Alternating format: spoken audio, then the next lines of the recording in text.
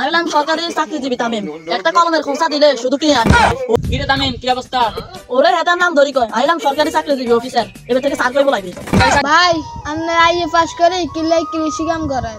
কিল্লে কৃষি কাম করলে কি হইছে? ভাই মানছে কয় আর আইএ পাস করে কিলাই কৃষি কাম করেন, নলে হওয়ালিয়া করে কি লাভ হইছে?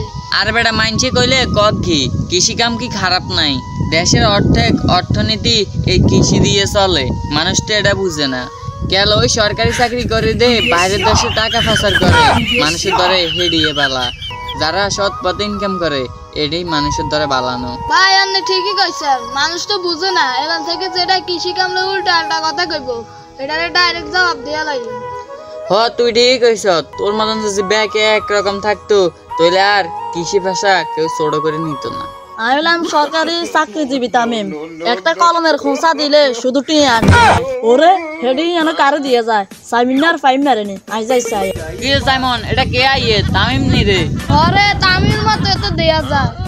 কি রে তামিম, কি অবস্থা? ওরে হেতার নাম ধরি কয় আইলাম সরকারি চাকরিজীবী অফিসার, এবার থেকে স্যার কই বলাইবি। চাকরিজীবী অফিসার হইলে কি হইছে? তুই তো আঙ্গ মাইতে।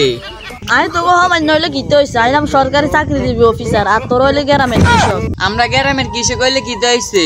এই কৃষি দিয়ে তো দেশের অর্ধেক অর্থনীতি চলে, আর তোরা কৃষি কাজে ছোট করে দেশ। আমরা যদি কৃষি কাজ না করতাম নরে তোরা একবেলা খাইতে হইলে পারে। আমরা তো কৃষি কাম করি, হালাল পথে ইনকাম করি খাই।